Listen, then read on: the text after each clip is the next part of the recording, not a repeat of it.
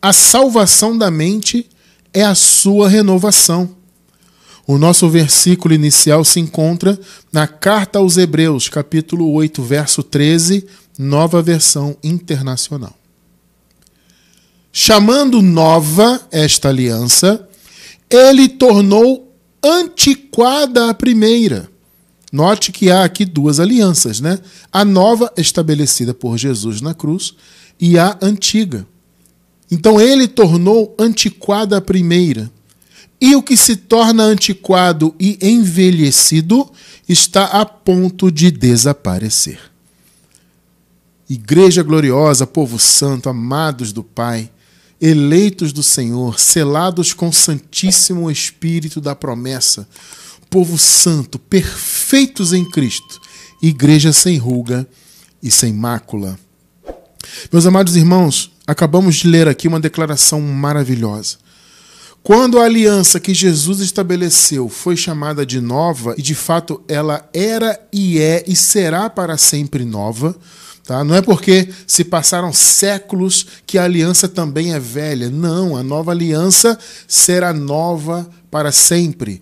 Porque esta é uma das principais características da aliança que Jesus estabeleceu na cruz.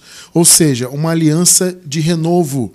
E ela é nova para sempre porque ela é nova em relação à antiga, em relação à primeira aliança. Percebe? Então, ela será nova para todo sempre. Porque ela veio para renovar a vida do povo de Deus, para retirar o povo de Deus de todo aquele aprisionamento do antigo pacto.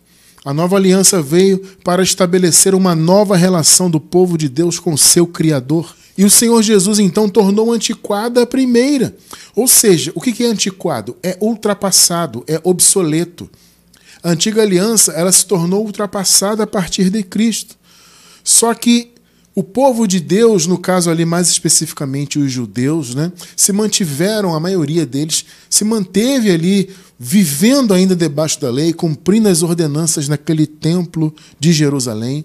Viviam naquela desobediência, podemos chamar assim, né? Porque eles estavam fora do evangelho, e como eu disse, a maioria não recebia a palavra. Mas por quê? Por ignorância. Porque eles não tinham aquele entendimento que a velha aliança, que para eles não era velha, mas já estava antiquada, envelhecida. E como nós acabamos de ler, está a ponto de desaparecer. Na verdade, gente, já desapareceu. O texto aqui coloca nesse tempo está a ponto, ou seja, algo que é para o futuro. Por quê? Porque na época da carta, na época da igreja primitiva em geral, eles estavam antes da queda do templo de Jerusalém. Então veja, o antigo pacto, ele já estava envelhecido, ele já estava ultrapassado, porque foi na cruz que Jesus inaugurou um novo e vivo caminho. Na própria carta aos Hebreus está escrito isso. Então, o antigo pacto já estava ultrapassado. Porém, como eu disse, os judeus seguiam cumprindo os mandamentos da lei, por ignorância, né? Não havia revelação do evangelho na vida da maioria, eles estavam ali, então, vivendo naquela desobediência, cumprindo obras da lei, oferecendo sacrifícios no templo, dízimos, fazendo abluções, enfim, todo aquele mover da lei acontecia ali, mesmo depois de Jesus ter morrido e ressuscitado. Né? Então a lei estava ali acontecendo, ainda que ela estivesse já obsoleta. Então aqui o texto fala o seguinte: ela está a ponto de desaparecer. O que significa isso? Que a lei teria o seu fim definitivo muito em breve. Veja, está a ponto de, ou seja, está próximo. Então, repito, a lei não estava mais em vigor, ou seja, não havia mais a dependência da lei como condutora, né? Porque o apóstolo Paulo, ele disse que a lei, ela era uma condutora do povo, né? Ela era o aio, né? Até Cristo. Aí Paulo disse, olha, Cristo é o fim da lei. Então, a partir de Cristo, acabou esse conceito de a lei conduzir o povo. Então ela se tornou obsoleta, especialmente, claro, depois da cruz e da ressurreição do Senhor, onde o novo pacto foi estabelecido. Então a antiga foi tornada envelhecida e ela estava a ponto de desaparecer porque o templo de Jerusalém estava a ponto de ser destruído. Não faltava muito tempo para que aquilo acontecesse. Inclusive Jesus profetizou em Mateus 24, né? Ele disse que em sua segunda vinda, que foi no ano 70, o templo de Jerusalém seria totalmente destruído, não ficaria pedra sobre pedra. E de fato foi o que aconteceu. O templo foi aniquilado pelo Império Romano. Vocês podem observar hoje, aquele muro das lamentações é o que restou, não do templo, é o que restou do muro que cercava o templo. O templo mesmo foi totalmente destruído, como Jesus havia profetizado, né? Então por isso que fala que está a ponto de. Só que na verdade já desapareceu. Porque primeiro desapareceu na cruz, se tornou obsoleta, envelhecida, mas como ela estava sendo cumprida ali pelos judeus no templo, faltava acontecer esse fato. Faltava a profecia de Jesus se cumprir. O templo viria abaixo. Então nós já nascemos em uma época em que o templo já foi destruído. Então já nascemos na época da graça eterna, onde o velho pacto desapareceu totalmente. Só que veja, apesar de ele ter desaparecido de fato, como eu disse, primeiro na cruz, depois definitivamente no ano 70, apesar disso, o antigo pacto, ele sempre é, entre aspas, ressuscitado pelo sistema religioso. Porque o sistema religioso no mundo inteiro, dito cristão, né? Eles se arrogam como cristãos, mas a rigor não são. Tá? Não é porque você segue um cristianismo, né? Esse rótulo da religião cristã, que a pessoa é cristã de fato. Não, não é. Entende? Então eles se arrogam como cristãos, só que eles trazem o raciocínio do antigo pacto para o novo. Então, apesar de o antigo pacto já estar envelhecido e realmente desapareceu com o desaparecimento daquele templo, ainda assim o raciocínio se mantém. Porque o raciocínio do antigo pacto, gente, ele é interessante para o sistema religioso, porque, como eu sempre costumo dizer, a religião ela se baseia no mérito do homem. Tudo é o homem que aceita Jesus, entre aspas, é o homem que crê em Jesus, aquele conceito que eu já apresentei algumas vezes, né? É o homem que crê em Jesus usando a sua própria iniciativa. Ou seja, eu que decidi ter fé. O meu crer veio de mim. Então eu criei em Jesus, que é um conceito que não existe, né? Porque é a fé do Senhor Jesus. Então a fé que você exerce, a fé que você tem, na verdade é um dom de Deus, que é o dom de Cristo, né? Foi a fé que teve Abraão, a mesma fé que Jesus teve como descendente direto de Abraão, conforme o apóstolo Paulo apresenta esse conceito, né? Jesus foi descendente direto de Abraão. Então a fé que foi do Abraão veio a ser a fé do Senhor Jesus, que na verdade é a fé de Deus, obviamente, né? E essa fé foi implantada em nosso coração. Então a fé em Jesus, na verdade, é a fé do Senhor Jesus. Quando você lê fé em Jesus, somos justificados pela fé em Jesus, não tem fé em Jesus no grego. O texto em grego não apresenta isso. É a fé do Senhor Jesus. Então, só que as pessoas dizem que não, é você que decidiu ter fé. Então, é o seu aceitar Jesus, é o seu crer, é o seu esforço religioso, são as suas boas obras. Repito, a religião depende do mérito humano. Então, qual o melhor conceito para você apresentar isso para as pessoas? É trazer o antigo pacto. Porque no antigo pacto, as pessoas estavam debaixo da lei. E os judeus, mais precisamente, estavam debaixo da lei, não só no sentido do pecado, de terem a imputação do pecado em suas vidas, mas também estavam debaixo da lei no sentido de ter que cumpri-la, né? Então, aquela dependência religiosa que havia debaixo da lei, o sistema religioso chamado de cristão hoje em dia traz à tona. Por isso que as pessoas hoje têm essa dependência. Elas acham que elas serão, elas não pensam que já são salvas, que já nasceram salvas, como nós defendemos aqui. Não, elas pensam que serão e que essa futura salvação eterna virá apenas se elas aceitarem Jesus, se elas crerem com a sua própria fé, se elas se batizarem no batismo de João, se elas jejuarem para ter contato com Deus, né? Porque segundo eles o jejum ele traz poder, ele traz intimidade com Deus, essa coisa toda, né? Ou se elas guardarem os sábados, por exemplo, algumas denominações insistem com a observância de um sábado de 24 horas, né? Que no caso é do início da noite de sexta-feira até o início da noite de sábado. Algumas denominações defendem isso. Todas elas tomam a tal ceia do Senhor, que na verdade é uma lembrança da Páscoa judaica, é um resquício da Páscoa, é uma cerimônia que não existe na Bíblia, não tem na Bíblia ceia do Senhor. Essa ceia que eles tomam aí não tem. Onde você encontra na Bíblia isso? Vamos nos reunir aqui, vou pegar um pedacinho de pão da padaria ali, beber um suquinho em Maguari, ou um pouquinho de vinho, né? Só que para a maioria o vinho é pecado, então eles usam suco, né? Aí compra lá um suquinho de uva, um pedacinho de pão Puma, um pão Plus Vita, ou pão francês da padaria ali, e dizem que é a ceia do Senhor. Entende? É uma cerimônia que não existe na Bíblia. Mas eles criaram essa cerimônia inspirada na Páscoa, naquela última Páscoa que Jesus fez, né? E que os coríntios, inclusive, imitavam de maneira errônea, absurda até. E o sistema hoje fica imitando isso aí. Ou seja, isso é o antigo pacto inserido dentro da igreja. Entende? Esse raciocínio que eu tenho que buscar o Espírito Santo. Gente, isso é do antigo pacto. No antigo pacto é que o Espírito Santo não habitava no povo. Ele, no máximo, vinha sobre determinadas pessoas para realizar alguma coisa.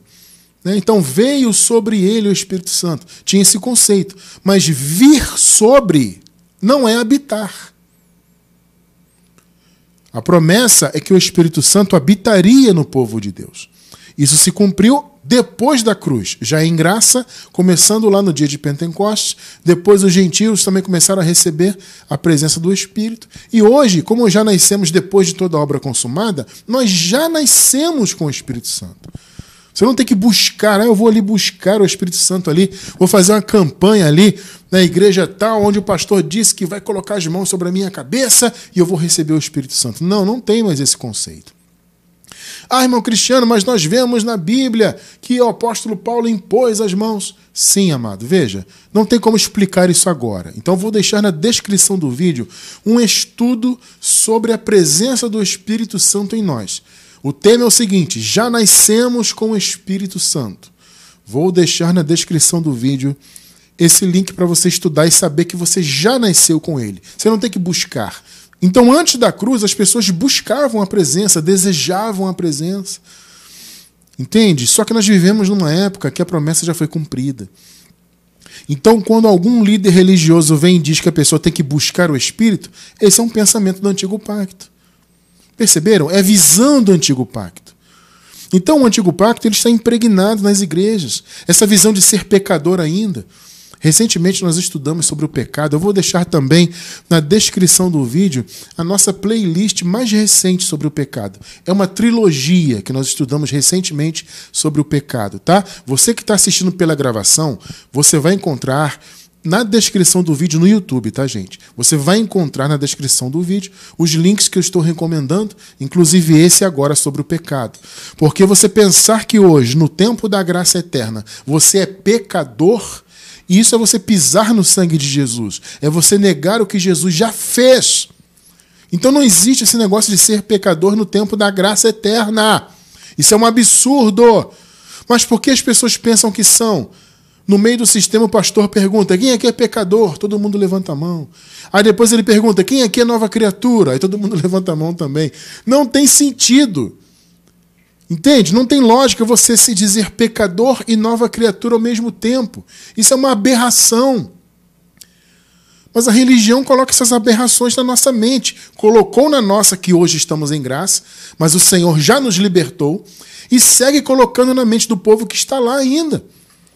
Sou pecador. Eu tenho que buscar o Espírito Santo. Eu tenho que tomar Santa Ceia para ter comunhão com Deus. Eu tenho que me batizar no batismo de João. Tenho que jejuar. Tenho que fazer campanha para ser abençoado. Tenho que guardar o sábado porque Deus mandou. As pessoas estão envolvidas nisso. Repito, são raciocínios do Antigo Pacto. É o Antigo Pacto, entre aspas, ressuscitado dentro da igreja do Senhor. Então, amados, o que o povo de Deus precisa? O povo de Deus precisa de renovação da mente, que é a salvação da mente. Muitos irmãos, principalmente que estão começando em graça agora, nos perguntam: irmão Cristiano, o que é a salvação da mente? A salvação da mente é a salvação eterna? Não, gente, vamos lá. Salvação da mente, do entendimento, é uma coisa. Salvação eterna, vida eterna é outra. A vida eterna já foi consumada, concedida para todos os eleitos de Deus, aqueles que Deus escolheu, elegeu e predestinou desde antes da fundação do mundo. A vida eterna já foi dada. Então, todos os escolhidos de Deus, independentemente de qualquer coisa. Ah, mas ele está na religião ali. Não importa onde ele esteja. Se ele foi eleito por Deus antes da fundação do mundo, ele já tem a vida eterna, já nasceu com ela. Porque tudo já foi consumado. Tudo já foi consumado, tudo já foi concedido. Agora, existe a salvação do entendimento. É essa manifestação da salvação que a maioria dos eleitos de Deus precisa vivenciar. Entende? Agora eu vou dizer uma coisa para vocês, meus amados. Nem todos os filhos de Deus vão vivenciar a salvação do entendimento. Vocês podem notar quantos e quantos séculos as pessoas estão debaixo do sistema religioso. Pensa aí. Quantos séculos? As pessoas estão no engano. Ou seja, será que todos esses que estiveram ao longo dos séculos passados, sem conhecerem a graça, todos então não eram salvos? É claro que não, gente. É evidente que há muitos e muitos eleitos de Deus que morreram nessa vida, né? Ou seja, que tiveram morte biológica, mas seguiram vivos no paraíso. Porém, aqui nessa vida terrena, não tiveram a oportunidade de conhecerem a graça, de terem a salvação da mente. Então não tiveram condições, por exemplo, de servirem a Deus em espírito e em verdade, consequentemente angariarem galardão. São pessoas que foram salvas, claro, pelo amor e pela misericórdia de Deus. Mas são pessoas que não conseguiram juntar tesouros no céu como galardão. São pessoas, repito, que não serviram a Deus adequadamente. Eles achavam que serviam a Deus por meio da religião. Por que elas não conseguiram alcançar esse patamar? Porque não tiveram renovação da mente. Não tiveram a salvação em suas mentes. Elas tiveram a salvação eterna. Porque foram eleitas para isso. E repito, a vida eterna é um dom gratuito de Deus. Nada é exigido para que se tenha vida eterna. É dom gratuito. Então Deus deu para todos os seus eleitos. Agora, a salvação no entendimento não, porque ela se processa aqui nessa vida. Entende? A salvação do entendimento vem pela pregação do evangelho nessa vida terrena. Por isso que nem todos a têm e, infelizmente, nem todos a terão. Entende? Muitos irmãos nos perguntam isso, irmão Cristiano, mas aquela pessoa da minha família, poxa, era uma pessoa tão boa, uma pessoa que tinha um coração, sabe, realmente que você via que era de Deus, uma pessoa de boa índole, só que ela estava na religião, então ela não era salva. Não, gente, não necessariamente.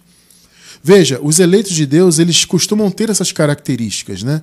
São pessoas boas, pessoas de boa índole, pessoas que têm um caráter abençoadíssimo, né? Que tem bons pensamentos, enfim, uma pessoa que é útil para a sociedade, que faz o bem.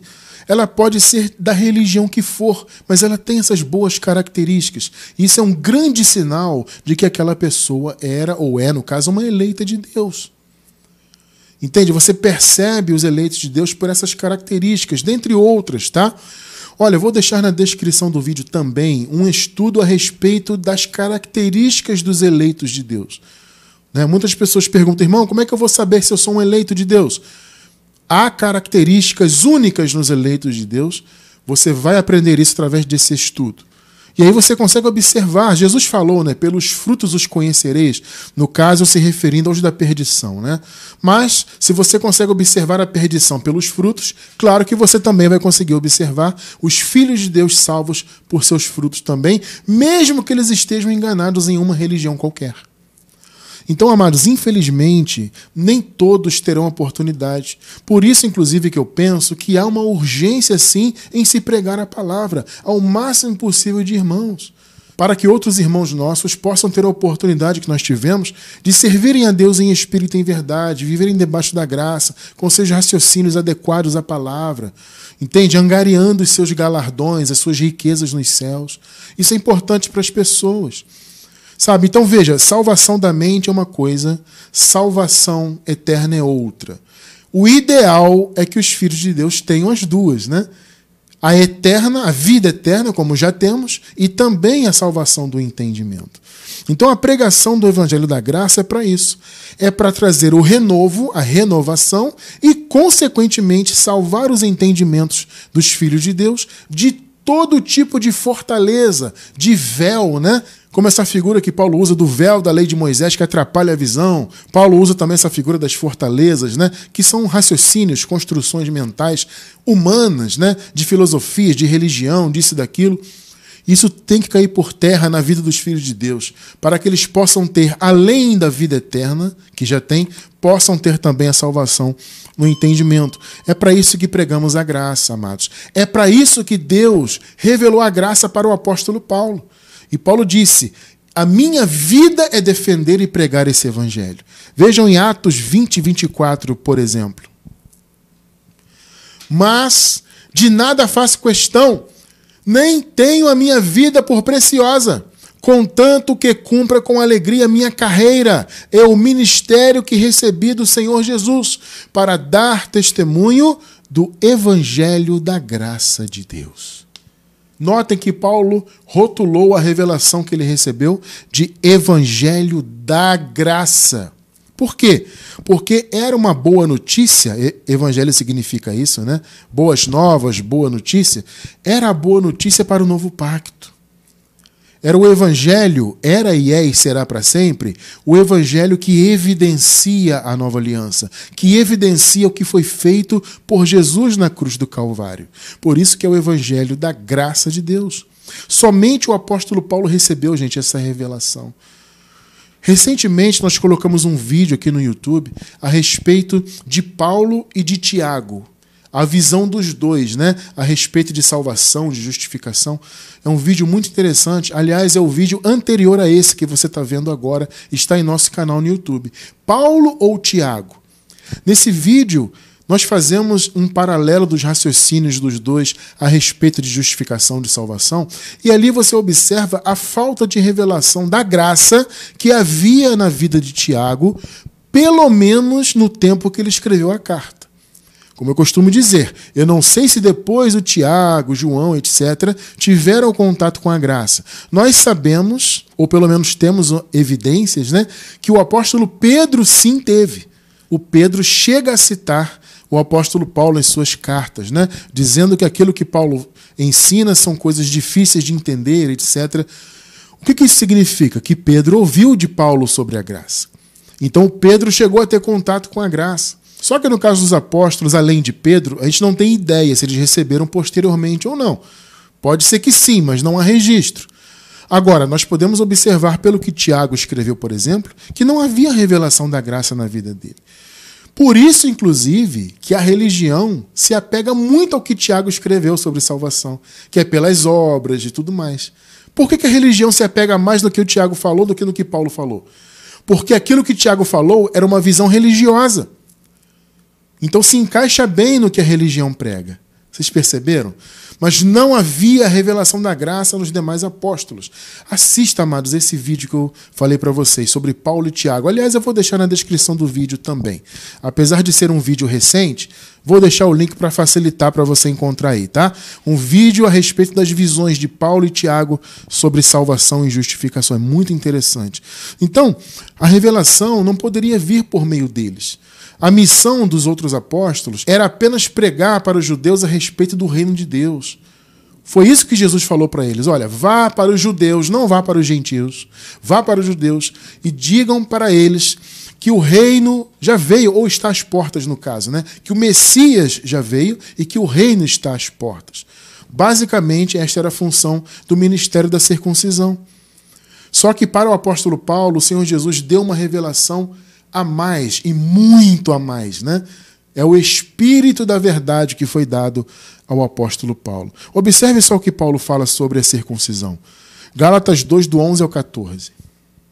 Quando, porém, Pedro veio a Antioquia, enfrentei-o face a face por sua atitude condenável.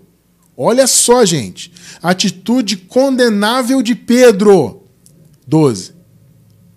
Pois, observem bem esses detalhes aqui. Antes de chegarem alguns da parte de Tiago, olha só, ele, Pedro, comia com os gentios. Está vendo? Ou seja, Pedro tinha uma vida ali sem a lei, comendo com os gentios, porque para um judeu isso não era possível, né? A lei não permitia isso. Mas Pedro estava ali vivendo como gentios, comendo com eles e tal. Quando o pessoal de Tiago chegou, ou seja, o pessoal de Tiago era religioso. Vocês estão entendendo que o pensamento de Tiago era religioso sobre salvação? Porque alguns da parte de Tiago, ou seja, pessoas religiosas. Quando, porém, eles chegaram, o Pedro afastou-se e separou-se dos gentios, temendo os que eram da circuncisão. Você consegue imaginar essa cena? O Pedro está ali com os gentios, comendo, maravilha, conversando, beleza, estou na graça. Daqui a pouco chega o pessoal de Tiago, os da circuncisão. O pessoal de Tiago eram os ferrenhos legalistas. Perceberam, amados? 13. Os demais judeus também se uniram a ele nessa hipocrisia. Olha só o que Paulo fala. Pedro na maior hipocrisia, né? Os demais judeus também se uniram a ele nessa hipocrisia, de modo que até Barnabé se deixou levar. Até o Barnabé, amados, que tinha um ministério ali junto com o apóstolo Paulo, se deixou levar pela hipocrisia de Pedro. Não só Pedro, os demais judeus, né, que estavam ali comendo com os gentios. Quando o pessoal da religião chegou, o pessoal de Tiago, todo mundo ficou amedrontado. Ih, gente, o povo de Tiago chegou aí, ó. Vamos nos afastar dos gentios, senão eles vão, sabe, esse pensamento? Senão eles vão nos julgar, vão nos acusar, vão dizer que estamos descumprindo a lei, então vamos nos afastar. Hipocrisia pura, né? 14. Quando vi que, olha, não estavam andando de acordo com a verdade do Evangelho. Amado, vamos lá. Como é que a revelação da graça, como é que a renovação da mente, e consequentemente a mente do povo de Deus naquela época, seria salva por meio disso? Não, o ministério da circuncisão não trazia renovo algum, a não ser, repito, a questão do reino que estava próximo. Mas a verdadeira renovação veio pelo Espírito da verdade, que era e é e será para sempre o Evangelho da graça. Então Paulo observou, esses caras não estão andando na verdade do Evangelho.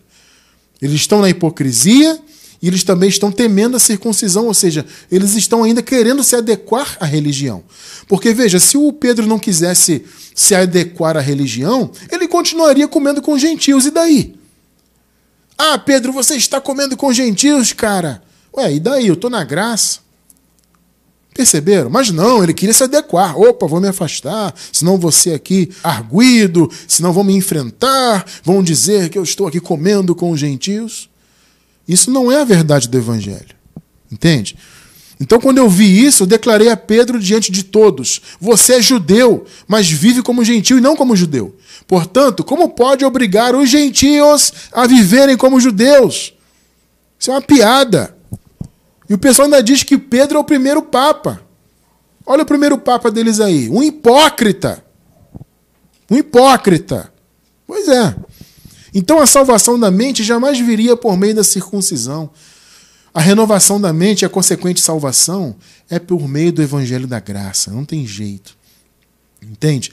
Quando você ouve a graça, que é o verdadeiro Evangelho, você confessa o Senhor Jesus em graça. Você reconhece a sua ressurreição. Porque, veja, tem que crer que ele ressuscitou e reconhecê-lo assim. É Cristo ressuscitado que agora é Deus sobre todos, né? Agora o Senhor é mais do que apenas Cristo ressuscitado. Ele é Jesus, Deus sobre todos. Então, a pessoa tem que reconhecer isso, confessar e crer no seu coração. Assim, a revelação da graça vem em sua mente e a sua vida, a sua mente é liberta, é salva. Veja só o que Paulo fala aqui, ó. Romanos 10, do 9 ao 13. Muitos pegam essa passagem aqui e dizem que Paulo está se referindo à salvação eterna, à vida eterna. Não. Paulo está falando de salvação do entendimento. Veja, a salvação eterna foi conquistada na cruz, de uma vez por todas, e concedida no ano 70 na vinda do reino de Deus. Entende? A vida eterna não tem a ver com você crer. As pessoas pensam isso, né? Ah, você decidiu aceitar Jesus, você decidiu crer em Jesus com a sua própria crença, né? A sua própria capacidade, então você vai ser salvo eventualmente por causa disso. A Bíblia não fala disso em momento algum, gente. O crer é uma consequência, porque você tem que ser antes eleito de Deus. Como Jesus falou, vós não credes porque não sois das minhas ovelhas. Em outras palavras, para crer tem que ser eleito de Deus necessariamente antes de crer. Logo, o crer não é a causa, ele é a consequência. Entende? Então, quando a pessoa confessa o Senhor, recebe revelação da graça, ela crê em Jesus ressuscitado, significa o quê? Que antes disso ela já era uma eleita de Deus. Entende? Então, esse crer é uma consequência que leva a pessoa, então, a ter a salvação de sua mente, além da salvação eterna que ela já tem pela graça. Vamos lá, 9. Se você confessar com a sua boca que Jesus é o Senhor e crer em seu coração que Deus o ressuscitou dentre os mortos, será salvo.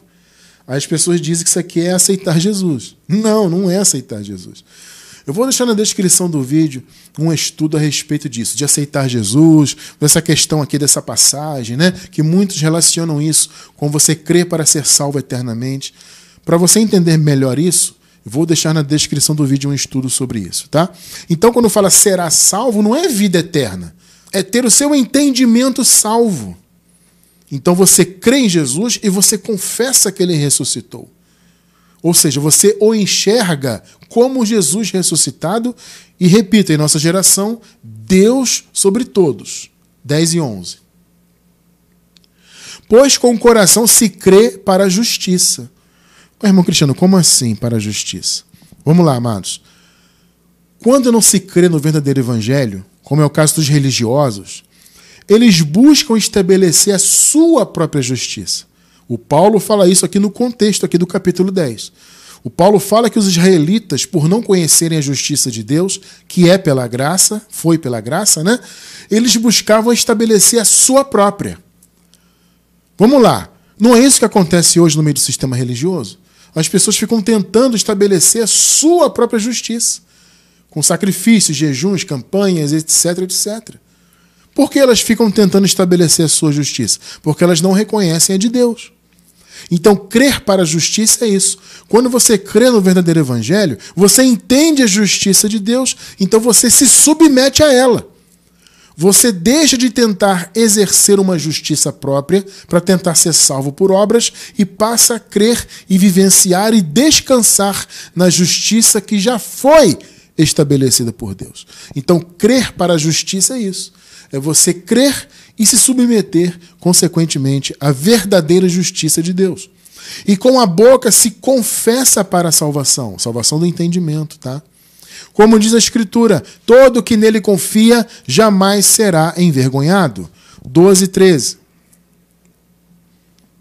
Não há diferença entre judeus e gentios, pois o mesmo Senhor é Senhor de todos e abençoa ricamente todos os que o invocam, porque todo aquele que invocar o nome do Senhor será salvo. Aí eles pensam que invocar é livre-arbítrio e ser salvo é vida eterna. Não, não é.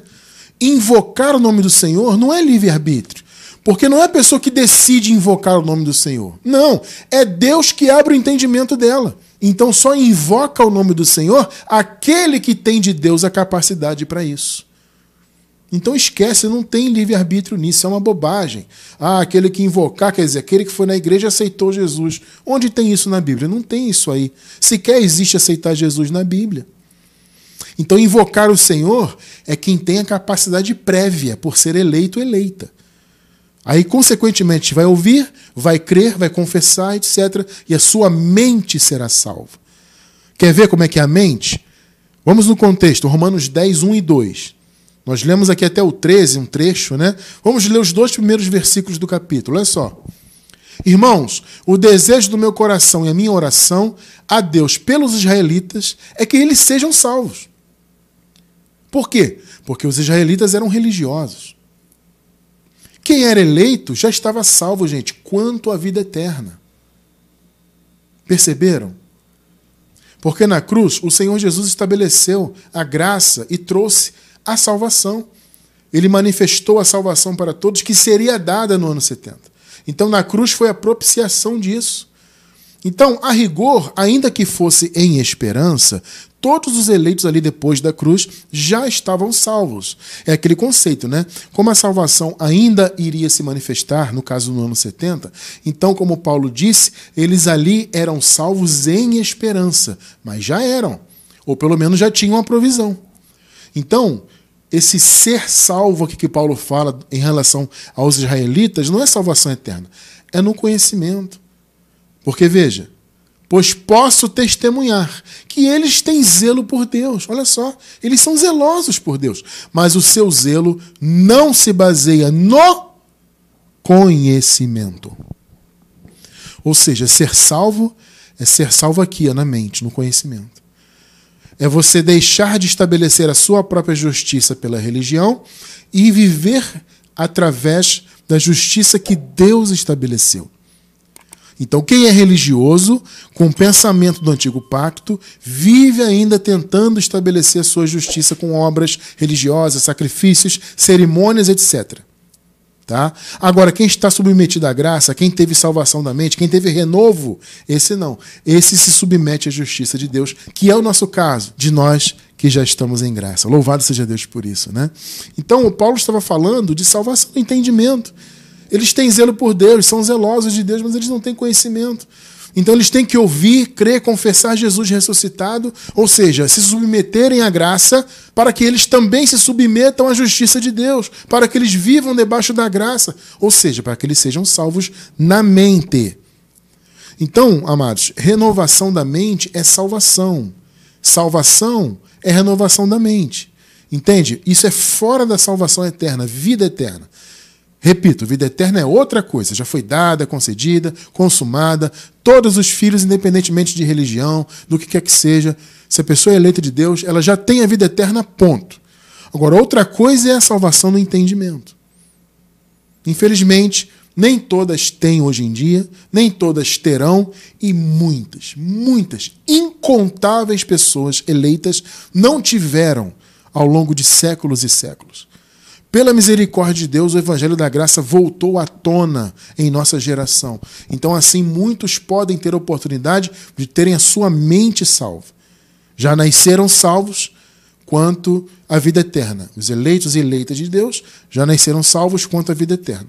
Mas muitos não tiveram, não têm e não terão a salvação em suas mentes. Por isso que nós pregamos para que o máximo possível de irmãos possam ter a oportunidade de conhecerem a graça.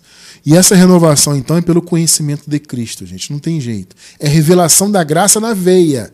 É só assim que a mente é salva. Vamos ver, por exemplo, Efésios 4, do 14 ao 24.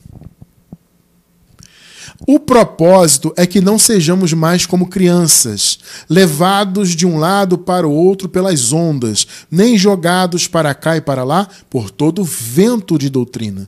É como o sistema religioso vive. Vocês podem observar que existem incontáveis doutrinas chamadas de cristãs. São ventos de doutrina. Porque a única doutrina sã e verdadeira é o Evangelho da Graça. Só que fora da graça existe um sem número de doutrinas por aí. São ventos. E os irmãos estão aí como crianças, para lá e para cá, nessas denominações. E pela astúcia e esperteza de homens que induzem ao erro. Olha aí. 15. Antes, seguindo a verdade em amor, cresçamos em tudo naquele que é a cabeça, Cristo. 16. Dele todo o corpo, ajustado e unido pelo auxílio de todas as juntas, cresce e edifica-se a si mesmo em amor, na medida em que cada parte realiza a sua função. Amados, vocês estão percebendo o ponto de Paulo aqui? Nós não temos que ser como crianças, ficarmos atrás de doutrina aqui e ali. Não, nós temos a revelação da graça, o conhecimento de Cristo. Então nós temos que seguir a verdade em amor. O que é seguir a verdade? É seguir o verdadeiro evangelho. Não é ficar em doutrina A, doutrina B. Ah, porque ali na esquina tem um padre que prega não sei o quê. Ah, porque ali tem um apóstolo que prega não sei o quê. Ah, porque ali tem um bispo que prega esse e aquilo.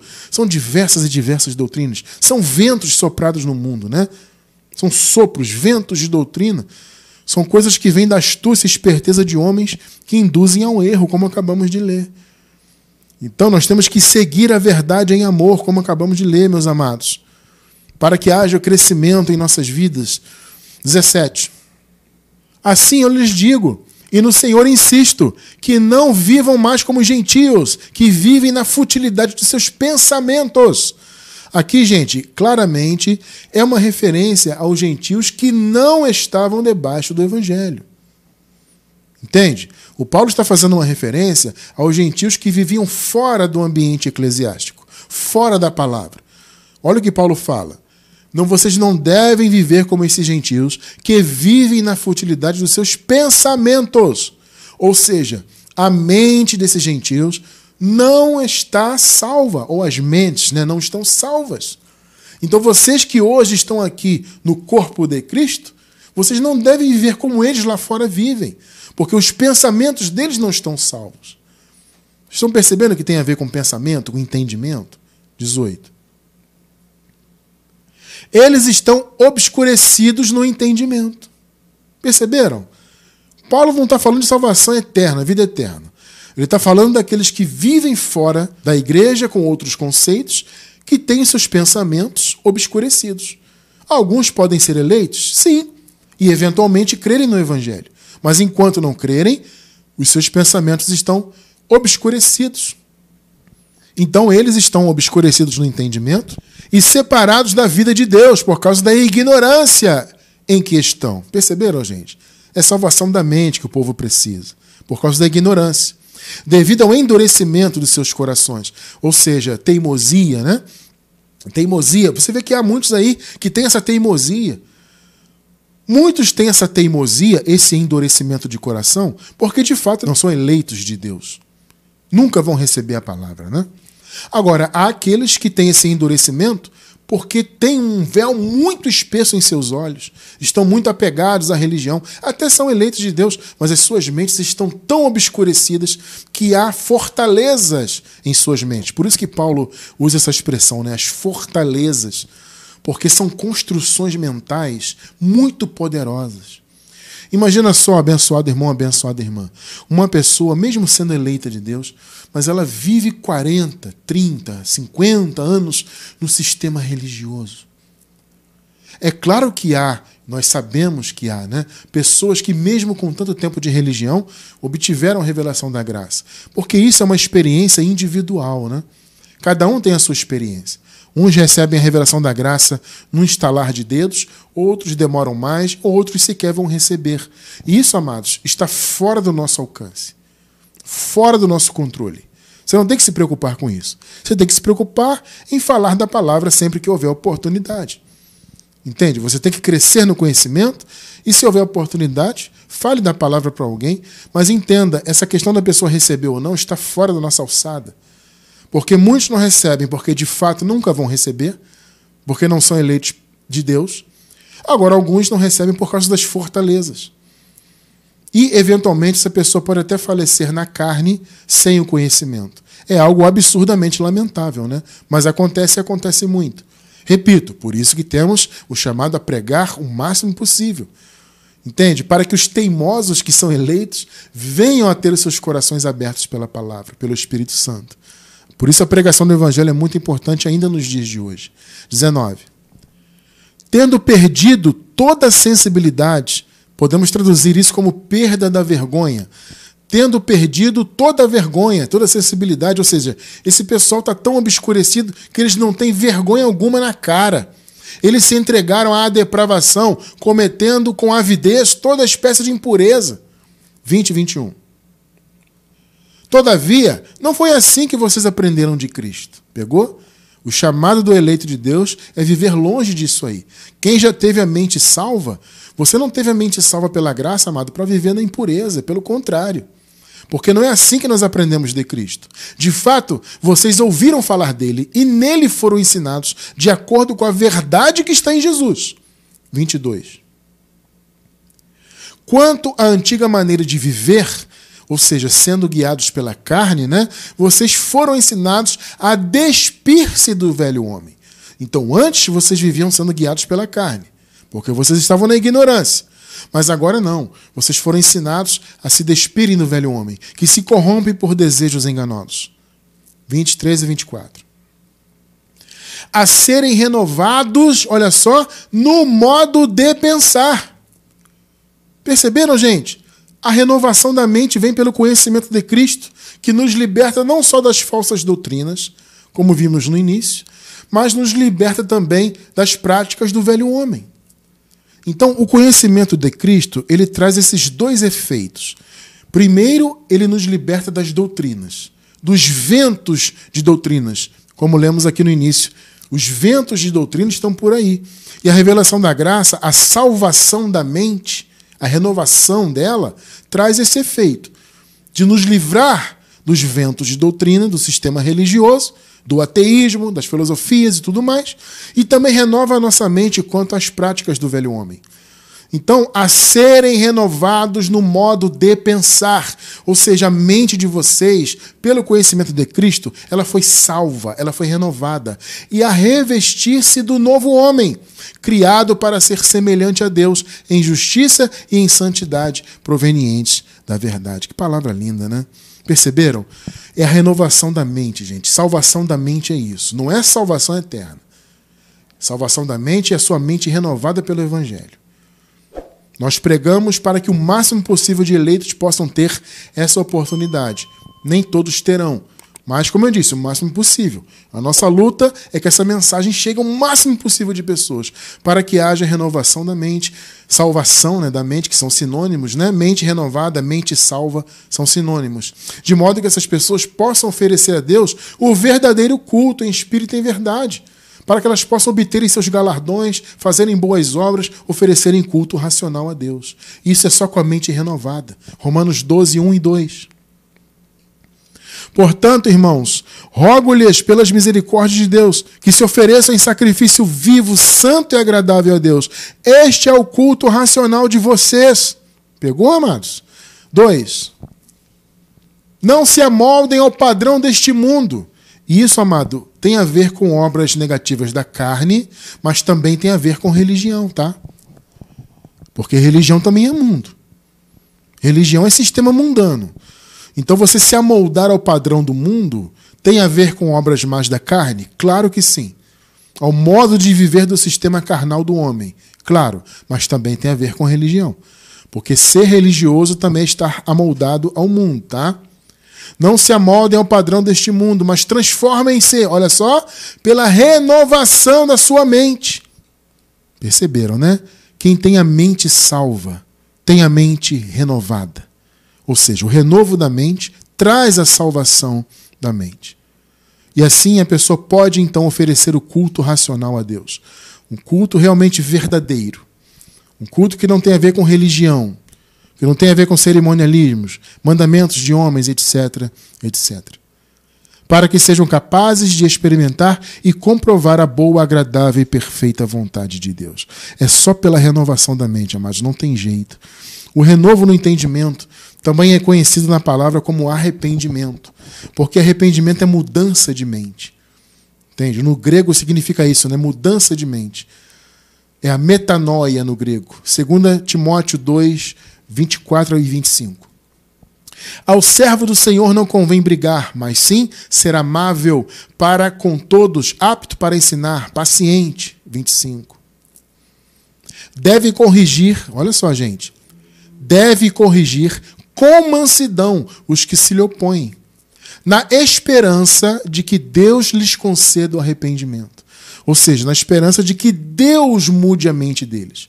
Quando você for falar da graça para alguém, vá com parcimônia, com mansidão, entende? Vá com o coração mesmo de Deus, não vá brigando, vou debater, vou brigar. Não, isso não existe. É com mansidão, com parcimônia, com amor, na esperança de que Deus, não é você, não sou eu, é Deus que concede a mudança de mente, a renovação, o arrependimento, levando-os a quê? Ao conhecimento da verdade. É conhecendo a verdade, amados, que isso acontece. Entende? Porque antes de conhecer a verdade, a pessoa é religiosa. Ela vive nos rituais. Os rituais vazios do sistema religioso. Não só na época da lei lá, ou na época da igreja primitiva, né, onde a graça já estava sendo pregada, mas muitos viviam ainda nas cerimônias. Não, amados, a mente tem que ser renovada. O antigo pacto tem que cair por terra na vida das pessoas. Ele já caiu por terra de fato, só que na mente das pessoas ele está vivificado ainda pelos ensinamentos do sistema religioso. Não é que o antigo pacto exista de fato ainda. Não, ele não existe mais. Só que na mente das pessoas ele influencia. Então ele tem que cair por terra. Religião é uma coisa inútil. Vejam só, Hebreus 9, do 6 ao 10. Estando tudo assim preparado, os sacerdotes entravam regularmente no lugar santo do tabernáculo para exercer o seu ministério. 7. No entanto, somente o sumo sacerdote entrava no Santo dos Santos. Então veja, gente, a figura é o seguinte. Naquele templo de Jerusalém, havia 2 espaços. Um era o primeiro espaço onde os sacerdotes ofereciam sacrifícios corriqueiros. Era o lugar santo, era o primeiro tabernáculo. E depois dele havia o segundo. Nesse, apenas os sumos sacerdotes, ou seja, o chefe dos sacerdotes, poderia adentrar para oferecer sacrifícios pelos pecados. Eles faziam isso uma vez por ano. Então havia esses 2 espaços. Olha só, observe essa figura aqui, tá?